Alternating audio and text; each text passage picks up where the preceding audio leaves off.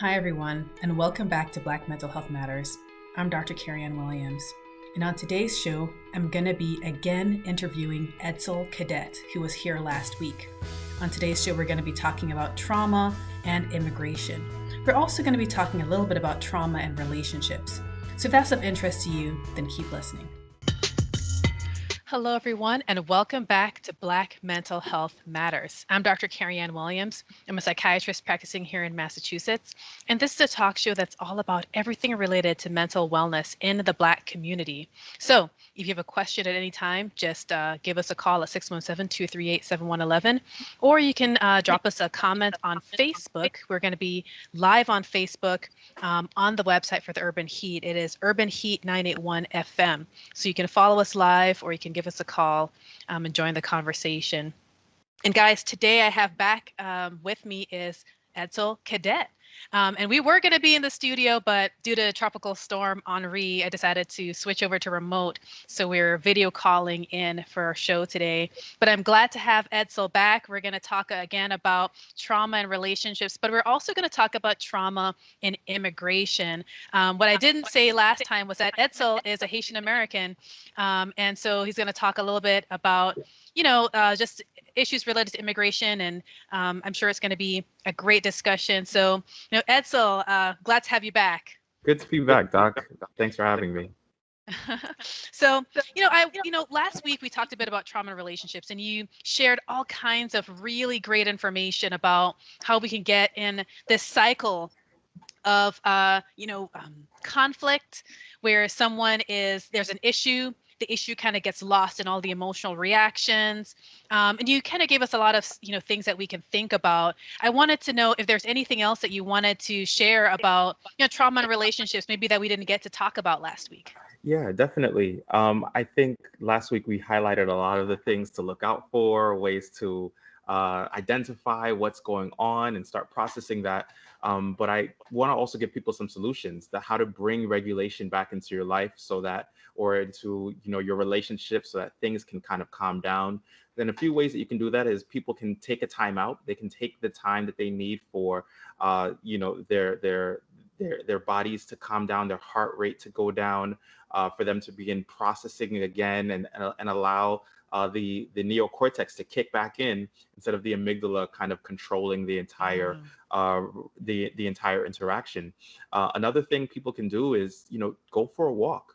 The rhythm of just taking a walk and bringing that rhythm into your life can help regulate the body, help regulate the mind, and bring people down to lower levels so that they can process and really think through how they want to deal with each challenge. So, with everything that we kind of highlighted about how to what to look out for, I wanted to make sure that people had tools that when their stress levels are really high, there are things that they can do. One other thing I would suggest is like really deep breathing exercises, diaphragmatic breathing, where you inhale, and as you inhale, you kind of inflate your belly. Imagine yourself inflating your belly for a good 3 to 5 seconds. You might hold for a second, and then exhale really slowly for a span of about 3 seconds. So you're really breaking down the breathing process into about an 8 to 9 second span where you're inhaling, you're holding, and then you're exhaling.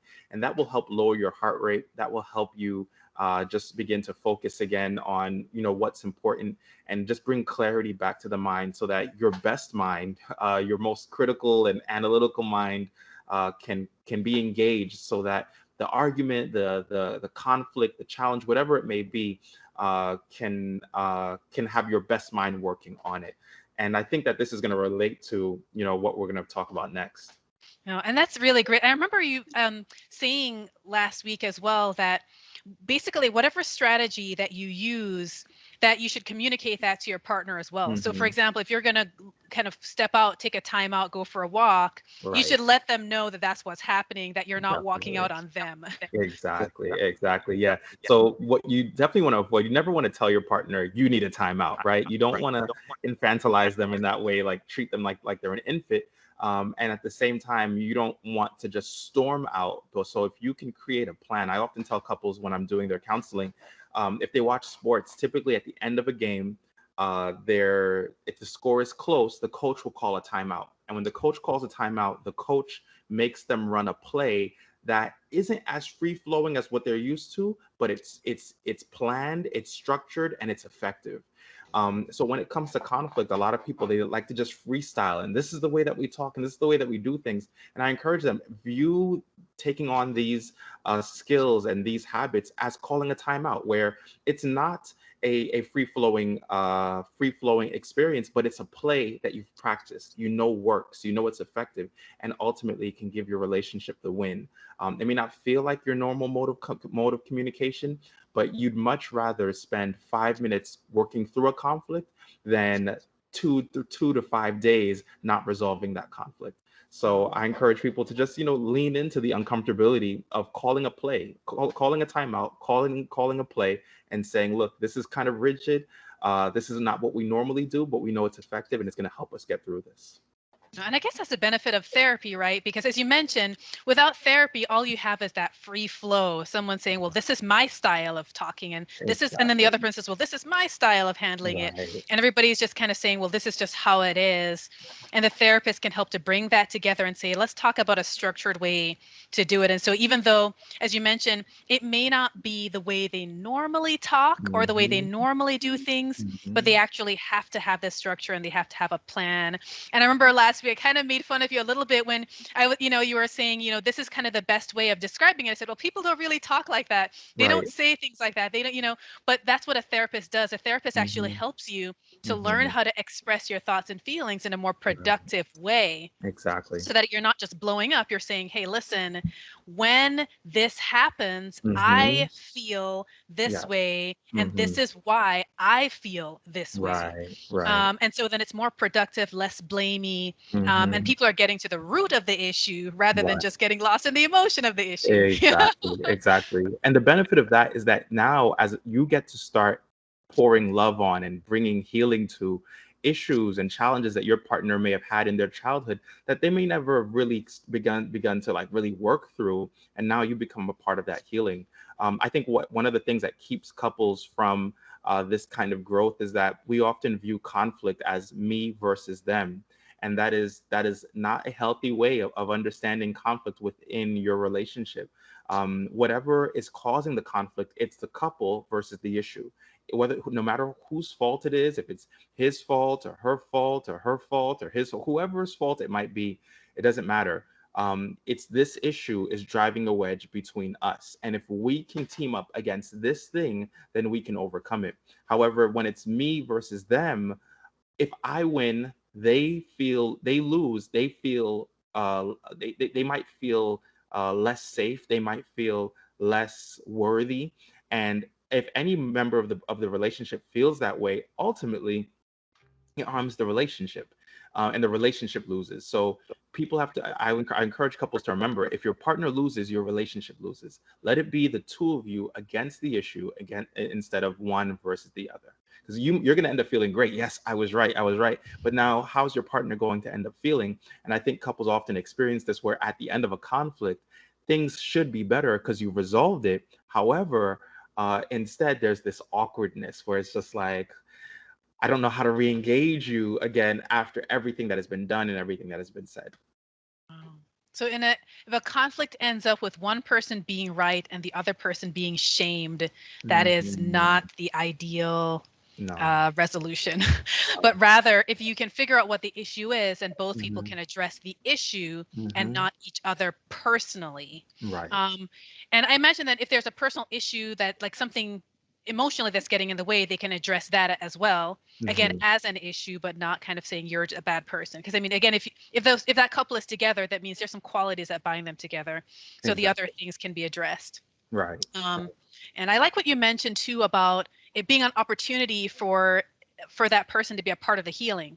So let's Hmm. say one member of the couple has some trauma, or a different kind of trauma, and it comes out a certain way. Their partner has an opportunity to be a part of the healing rather Right. than the person who is blaming and shaming them. Right. Definitely. Definitely.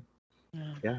So Wow. those are some tools that I hope can be helpful to couples, to families. It's not limited to couples, to family, any kind of relationship. Employing these kinds of tools can really help you begin to work through conflict in an effective way. So going for a timeout, going for a walk, doing deep breathing exercises. And of Hmm. course, you guys know like biologically, these things can help to settle that fight or flight response. Hmm. It kind of settles your stress response system. And it causes, especially the deep breathing, it can get your heart to beat a little bit slower, get your blood pressure to Hmm. go a little bit lower. And going for a walk, it kind of engages a part of your brain that runs on idle, and that can actually help you to solve problems. There's a much longer explanation for that, but when you go on a walk and you just observe nature and you're just kind of letting your brain run on idle for a little bit, it actually is Exactly. productive because you come back refreshed. Hmm. So but let's, I guess, kind of shift into some of the immigration kinds of things. You know, there's always issues related to immigration in the news at all times. Hmm. Sometimes it's one country, sometimes it's another. Both you and I are from kind of Caribbean heritage backgrounds. And so there's always this issue of what is it, how does trauma kind of look? I mean, I know sometimes there's the obvious things like someone who maybe came from a war-torn country, and they may have experienced things, and that's one kind of trauma. But there's other kinds of trauma too, where maybe your immigration wasn't because maybe it was a voluntary immigration, Hmm. but you still Hmm. have to deal with things moving to the new country that Right. can cause trauma. And that sort of thing. So I guess maybe introduce it a little bit and some of your thoughts about how trauma intersects with immigration. Yeah, definitely. I think mental health has become a buzzword recently, where people are focusing more on it, and we're looking at different demographics and how they might, how the different kinds of mental health challenges that they might face as a community based on their experience in this country and throughout the world. However, a demographic that I don't see getting that kind of visibility is the migrant family. Mm, People who come over. Let's just we're in the U.S. We're going to use the U.S. as an example here, but leave their home country. They choose to adopt the U.S. As their new country, and the kinds of mental health challenges, the kinds of trauma that they may be experiencing, and how that translates to their relationships within the home and with each other. There's just not a lot of visibility there. And two, I think most of the time, whenever we see migrants in the media, we see them after they've accomplished something amazing, something great. They've run a race, they're a sports figure, they started a business. And what it does is that it highlights this image of the migrant as one who's already made it, but it doesn't really show the process, the struggle, the challenges that they might face as an individual in acculturation or within the family, and what migration does to the family. So I'm so glad that that you have this platform that allows us to discuss these kinds of topics. And I really would just like to highlight what it's like for a family to migrate to the U.S., the kinds of challenges that they might face, and how that might impact the family dynamic. Because I don't think that there are many spaces that are highlighting this, where they can get an understanding of what should I expect, what's typical, what's atypical, and how do I begin to understand these things. There's a lot that families go through. There's a lot that individuals go through when they choose to migrate from one country to another.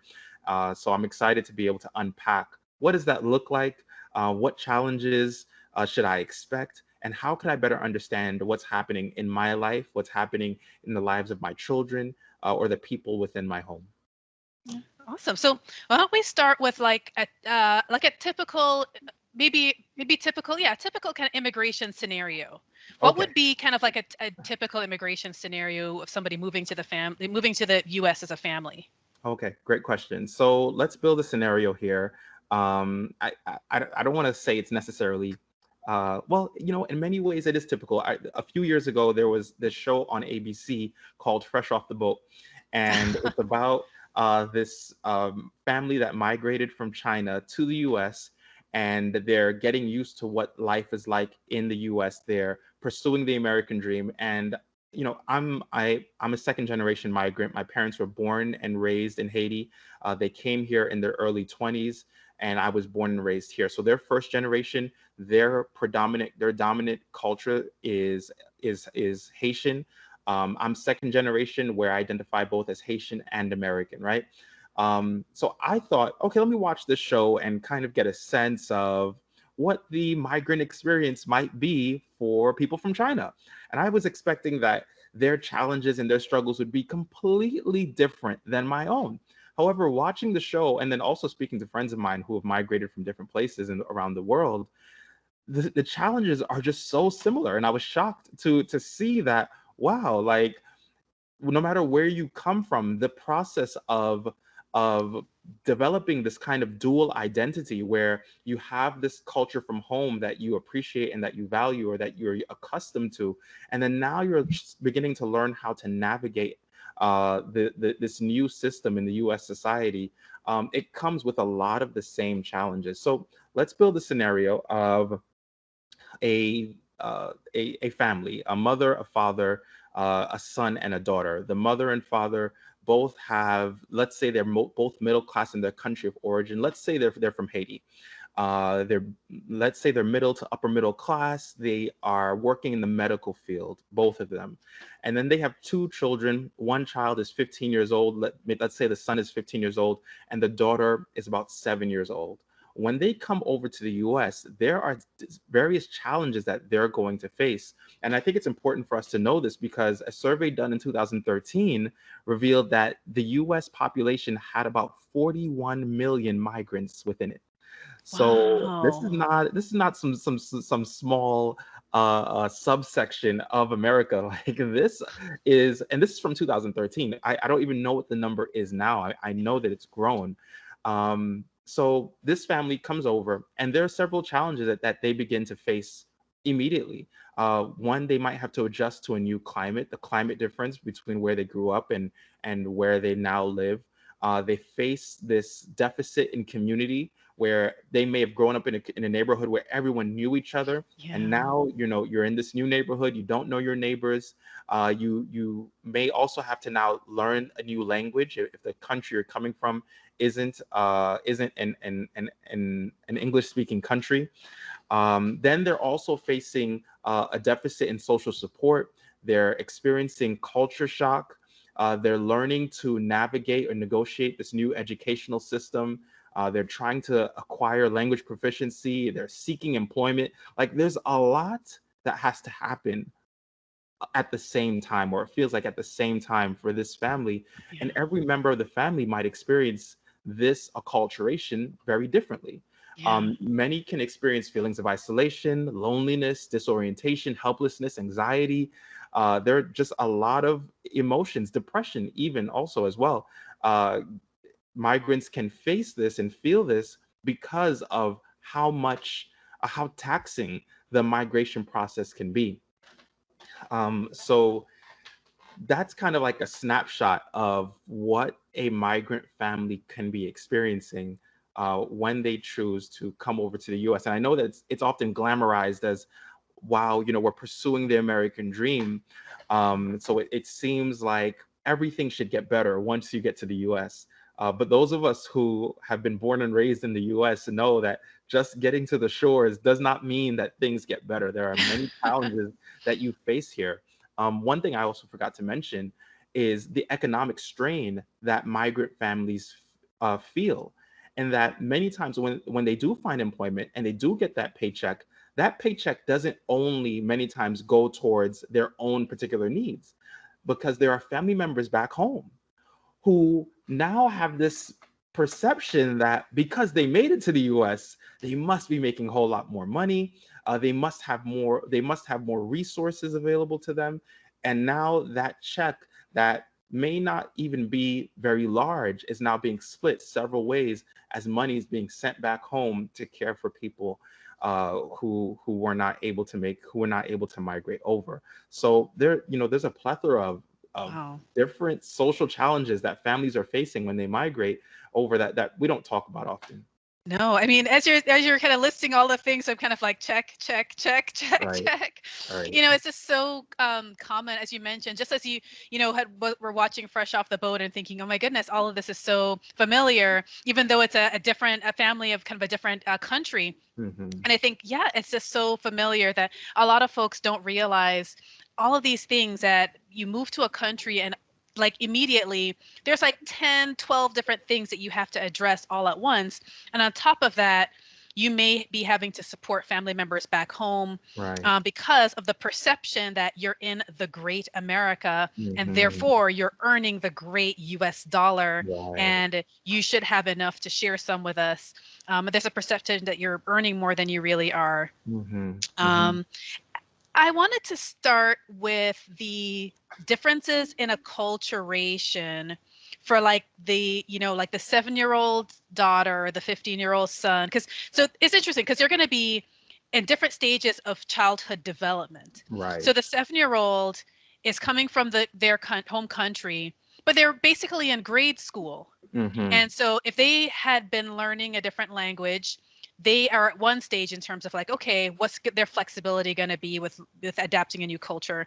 The 15-year-old is basically kind of in high school and Mm-hmm. they're at the bottom of the food chain in high school Mm-hmm. Right. and they're coming in with an accent, they're from a different country, they Mm-hmm. have a different struggle. And then you have the Right. parents. So talk a little bit about like all the different kind of stages there. Right. Yeah, definitely. So acculturation is a big fancy word for learning to adapt to and kind of absorbing the culture or adopting the culture of the dominant society. So when you choose to move to the US, whatever you're moving to, typically that's the dominant society, and now you're learning the language. You're learning the not only the spoken language, but kind of the subtext in that language as well. That you're learning the slang. You're learning how to dress in ways that this society deems appropriate that you may not have been accustomed to in your native country. You're learning the foods that suddenly those are the acceptable foods. You may not have grown up with pizza or hamburgers, but now it's like pizza and hamburgers and hot dogs. That's a thing. Yes, the different members of the family are going to experience acculturation differently. Now, I'm speaking primarily of migrants who have chosen to come to the US, not necessarily of refugees. I definitely want to get to refugees because their experience is different. But for the migrants, so let's say for this family, they're going of because of how they have been because of how they've adopted their home culture, their native culture, it's and how long they've been in that native culture, it's going to impact how quickly they assimilate to the dominant culture. So for the 7-year-old, let's say the 7-year-old is going to school as she should be. Because she's in an academic setting, she's around teachers and students who are speaking English regularly, she's going to pick up the English language maybe faster than all of the others. So now she has two parents who uh, have been, pretty effective in raising their children, in providing for their children. They have a 15-year old who's kind of in the middle. He spent his whole life in Haiti. He's now here in the U.S. and he's trying to adjust to the culture, but he's really begun puberty as a Haitian, just knowing what it's like to be in Haiti. He's trying to make that adjustment. The person who is most likely to adjust the fastest and to pick up the language and to pick up the nomenclature, to start absorbing the dominant culture into how she processes and how she operates, is going to be the 7-year-old. And that creates a very unique situation for the family where the parents are used to being the providers, they're used to being the protectors, they're used to being the leaders within the household. But now, if this young girl begins to pick up English faster than all of the rest, they now will often become dependent on her to become the translator. So now the Mhm. power dynamic in the relationship is shifting because before she was dependent on everyone else that was older than her. And typically, as she gets older, she would get her independence would develop. However, now there's this abrupt change that has taken place where because she might be learning English faster than all of the rest, when they go to the doctor's office, she's the translator. Well, now, if they have to speak to an immigration attorney, she might have to help them learn how to speak, or help them learn how to communicate with the attorney. When it comes to the use of technology, she might be the most proficient one in the household, and now she's helping them, open up their computers or use their cell phones, because she's going through the acculturation process a little faster than all of the others.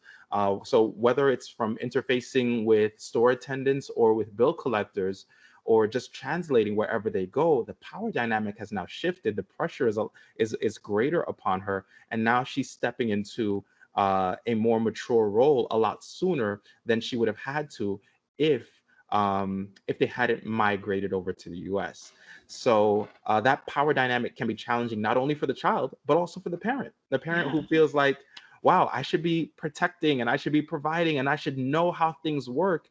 Yet in order to learn these things, they have to kind of unlearn or suppress what they've learned in the past about how things work and how this society is navigated.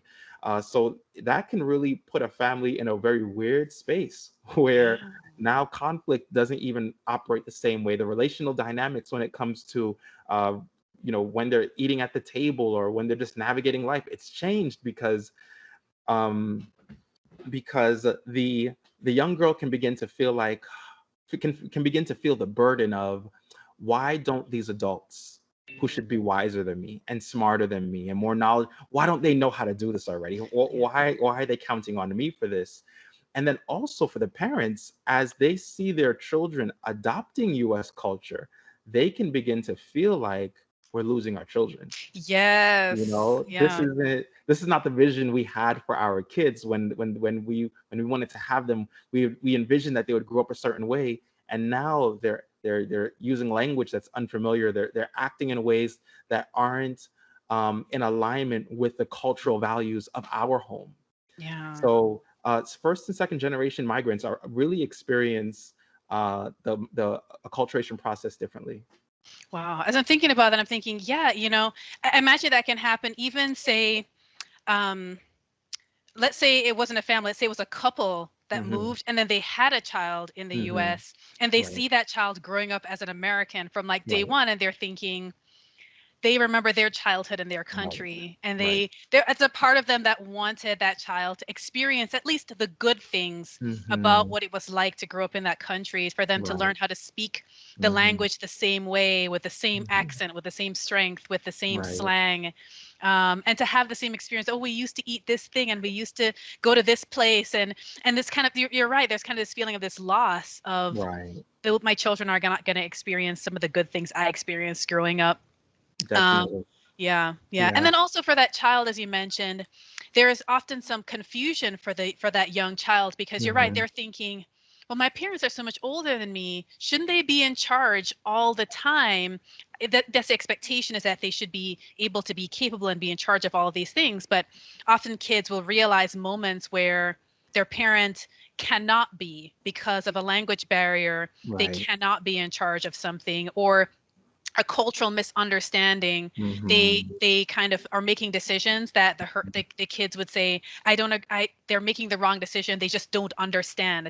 Right. That word comes up a lot, that my parents, they just don't Mhm. understand. Right. And that's why they're saying this thing or doing that thing. So there's Exactly. that clash. Yeah. Yes, exactly. And I want to throw in another family member. Let's suppose they come over with grandma or grandpa who were raised, their whole lives in their native country, and now they're here. In their native country, grandma or grandpa most likely would have been a source of wisdom, of a lot of history and understanding about how life works here and how things work. And now they've come over to the US, and for many elderly people, they can begin to feel irrelevant, where all the history, all the knowledge that I've accrued and attained throughout my life now becomes a little bit less relevant, or at least it's perceived as being less relevant in this other society.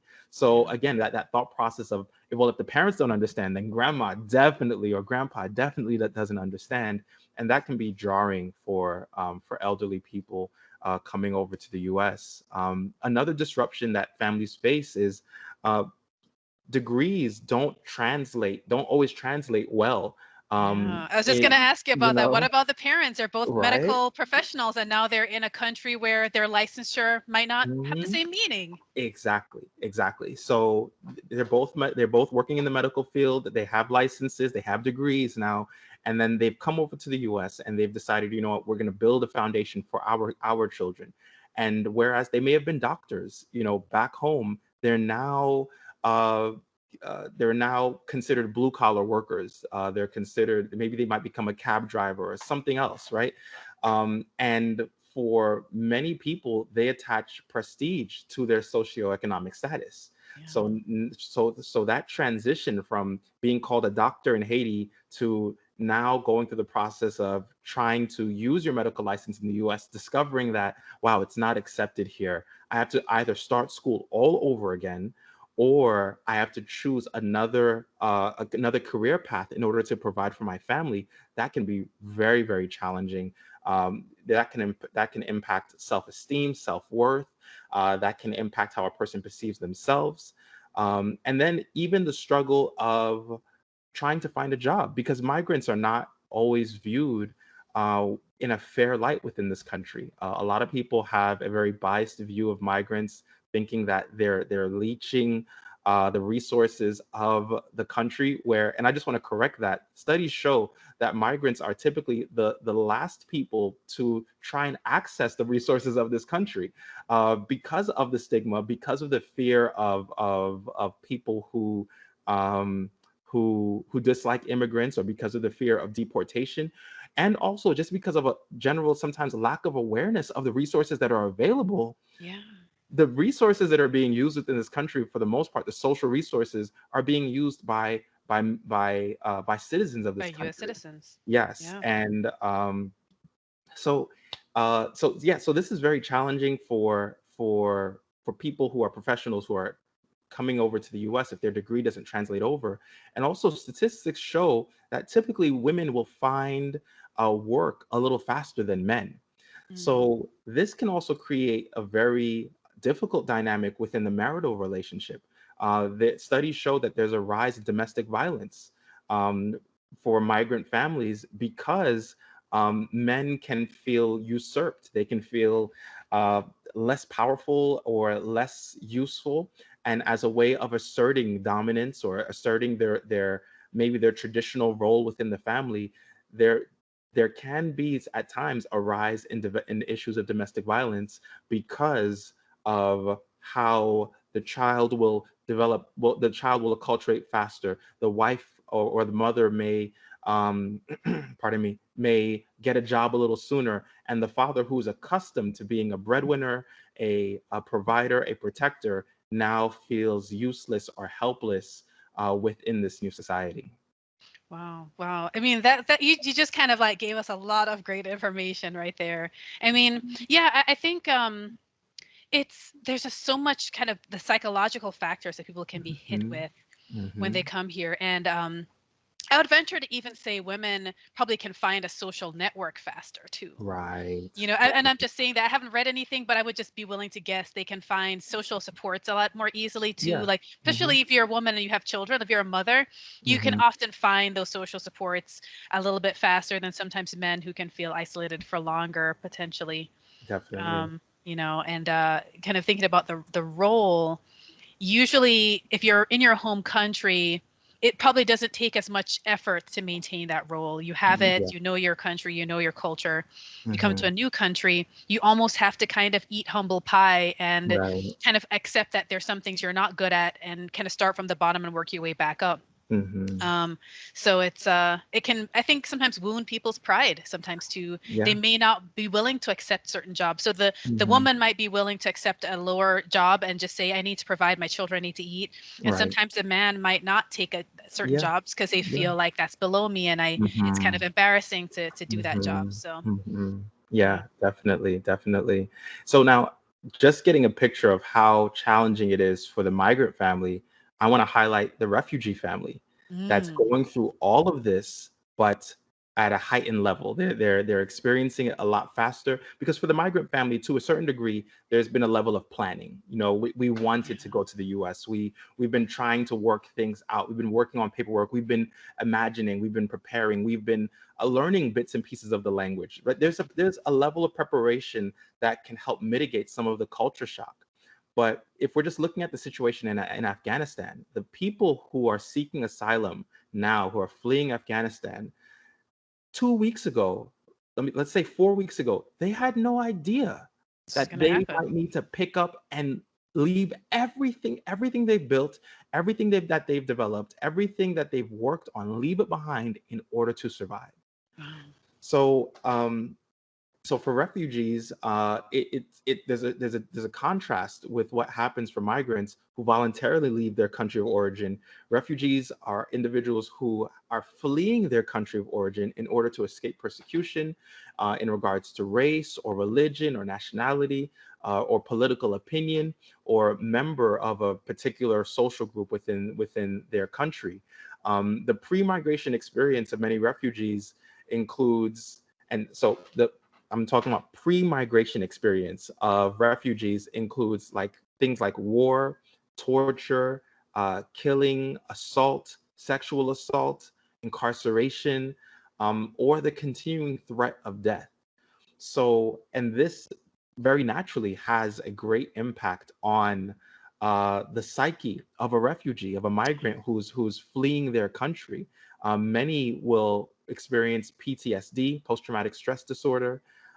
They're going to have, not all of them, but it's possible. And if you know a refugee, if you know a migrant, these are things that you can be aware of. You can have your eyes open to, as a listener. Uh, there can be PTSD, there can be elevated rates of mood anxiety disorders, and also this can be accompanied by nightmares and symptoms of disassociation or intrusive thoughts or hypervigilance. So, as much as we might understand the migrant experience, the experience of someone who is seeking asylum, who is a refugee, who 1 week ago or 2 weeks ago they all was well, and now they find themselves running for their lives in order to survive, maybe even experiencing survivor's remorse or survivor's guilt because there are some friends or family who did not make it with them. Yeah. It is a deeply traumatic and deeply challenging scenario for people. And then now with that, they're trying to acculturate. Wow. So you have, all of the factors we talked about before for the migrant family. And on top of that, the trauma of everything you were experiencing before migrating, Right.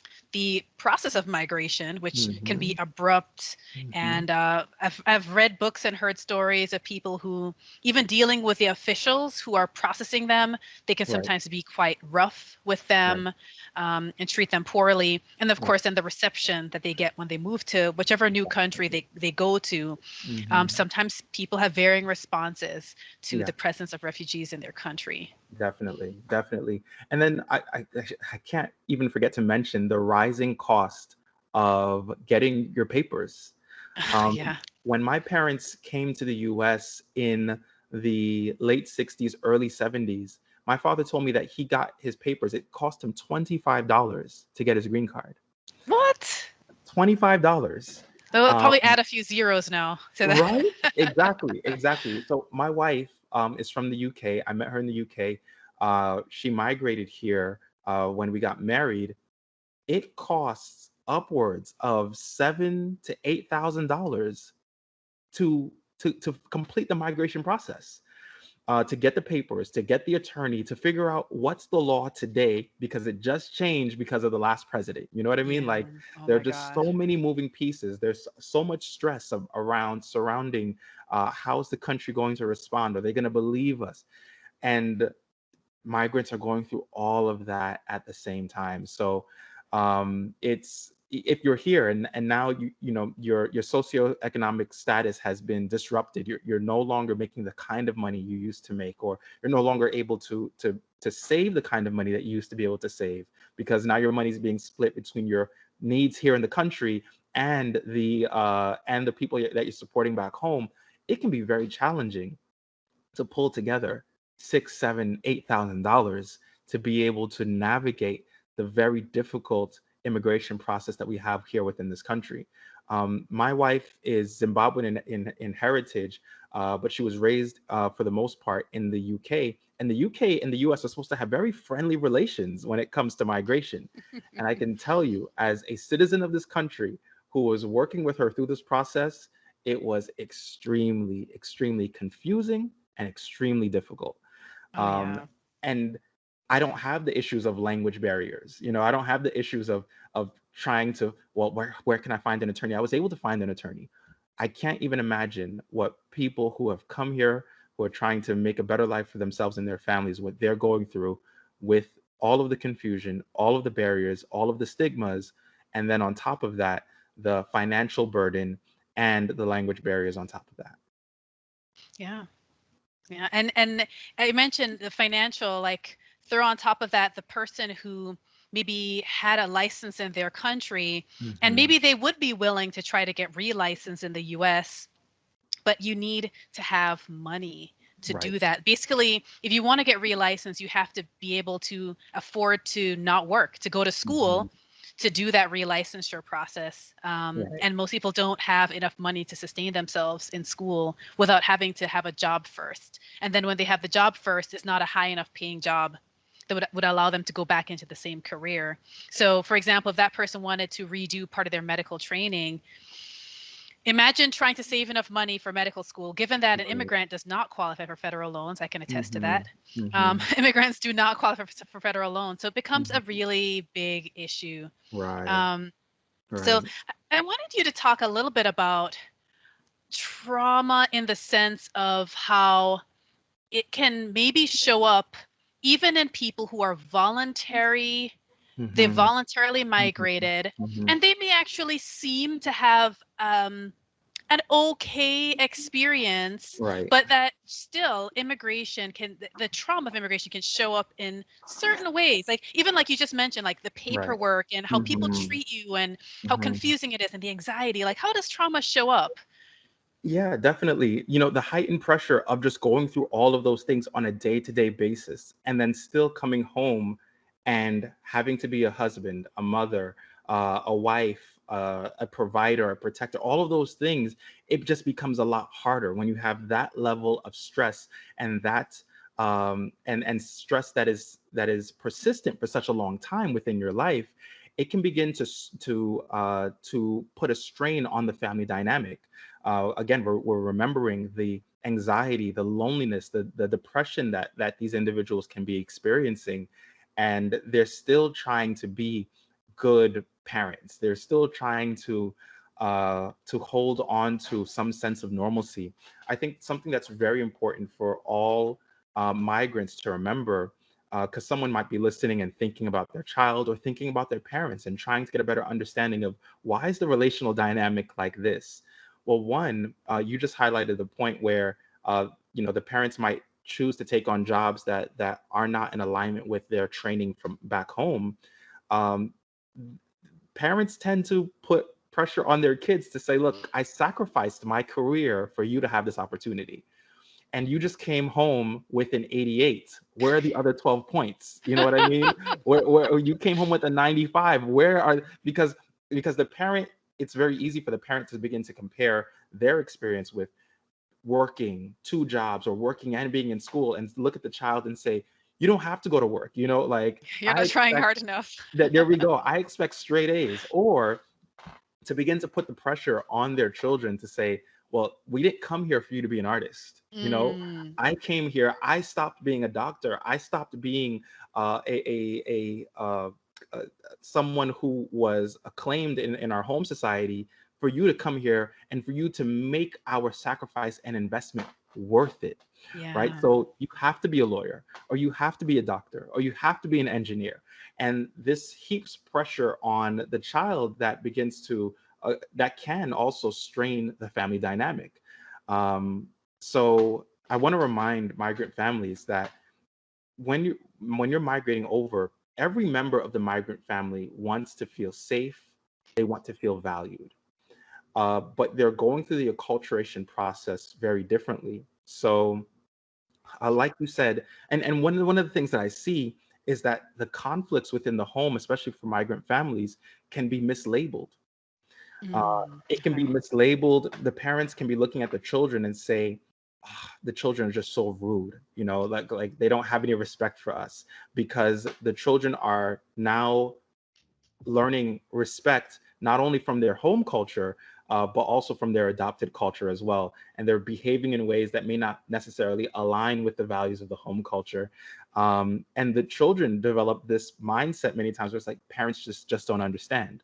So now, where parents may have been a source of social support, getting understanding and wisdom for how to navigate relationships and how to navigate tough situations, now those children are turning more to their peers. They're turning more to media in order to learn these things. So there can very easily develop a rift within the family dynamic, or within the migrant home. So something I learned recently that's been just so enlightening to me is John Berry's acculturation model. Hmm. It's John Berry's acculturation model, and I love it because it shows that you're not stuck in the acculturation process, but that there are levels to it, or what he calls quadrants, that you can move along. So I'll break down the quadrants for you. So the first quadrant we're going to talk about is assimilation.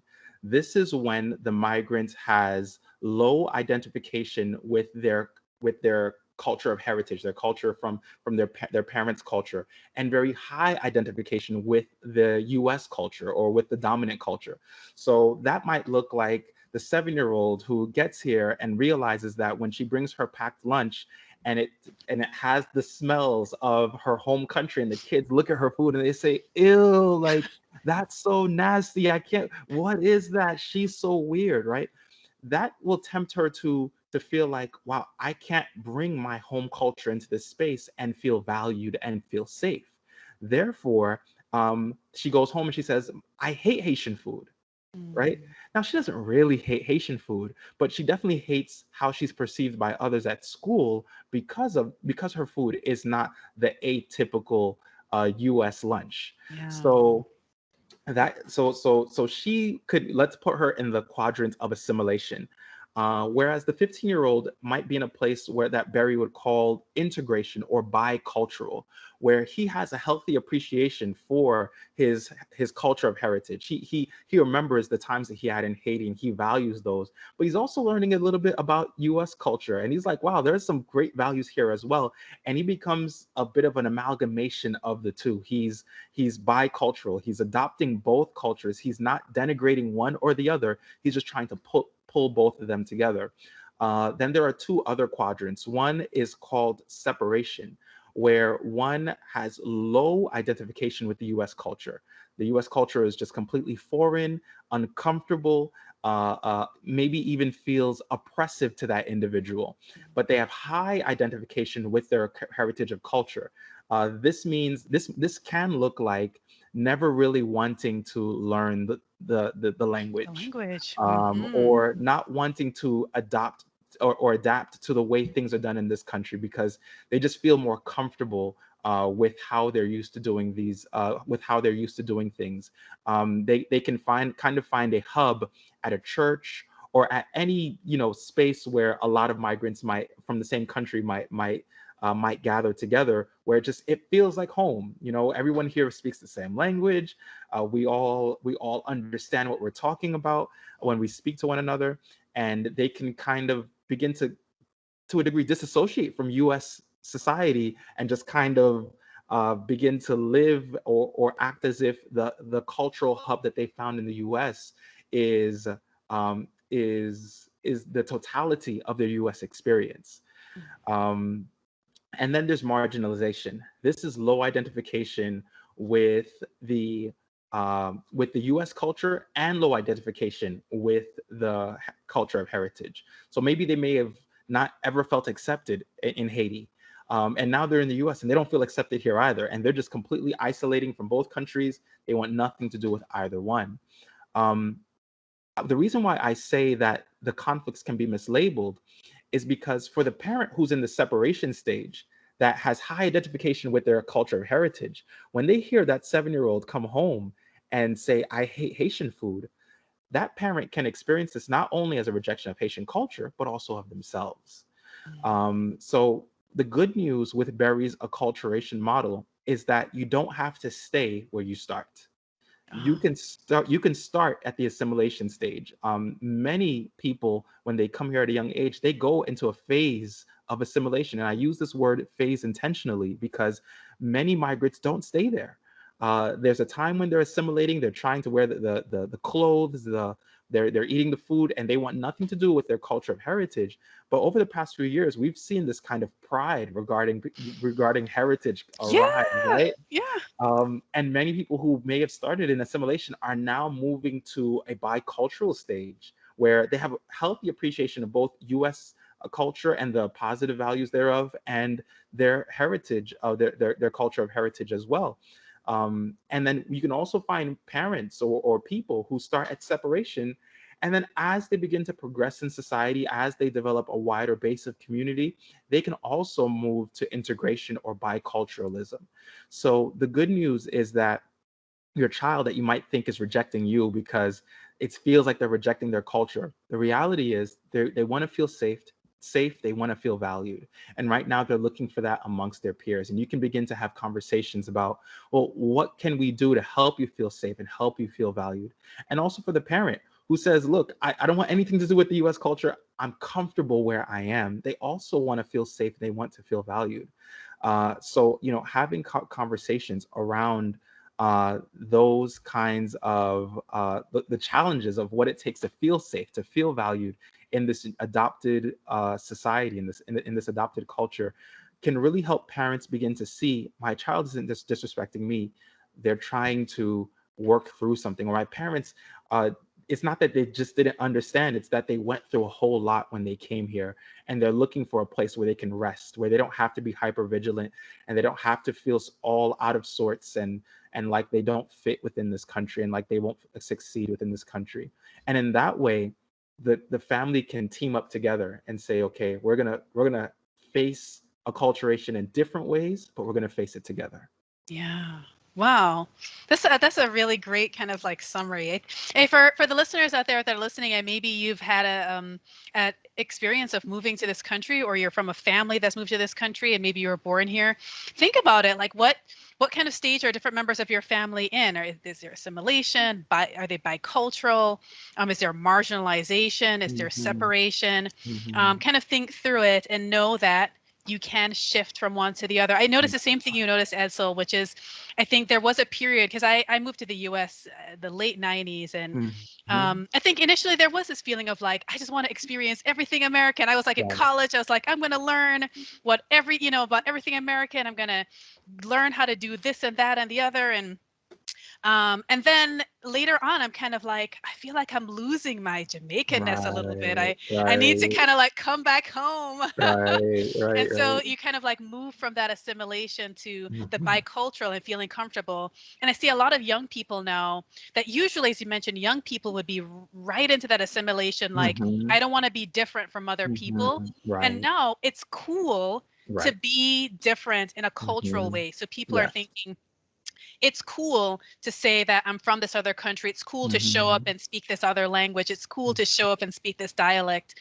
And I feel like it's nice to see that, young people are kind of embracing their cultural differences versus Right. feeling like in order to be safe, they Hmm. have to conform. I think that's Exactly. progress. I think that's Yes. progress. I agree. I agree. And it's a beautiful thing to see. Yeah, yeah. Yeah. So, but thank you so much for coming on the show today. Another great show. And thank you all out there who are listening. Join me again next week, Sunday at 1 p.m. on 98.1 FM, The Urban Heat. So I will check in with you again next week. Hi, everyone. I hope you enjoyed the show today. For more on Black mental health, you can go to my website, drkerryann.net. You can also go to my Instagram, @drkerryann, and tune in every Sunday at 1 p.m. Eastern Standard Time on heat981fm.com. Take care.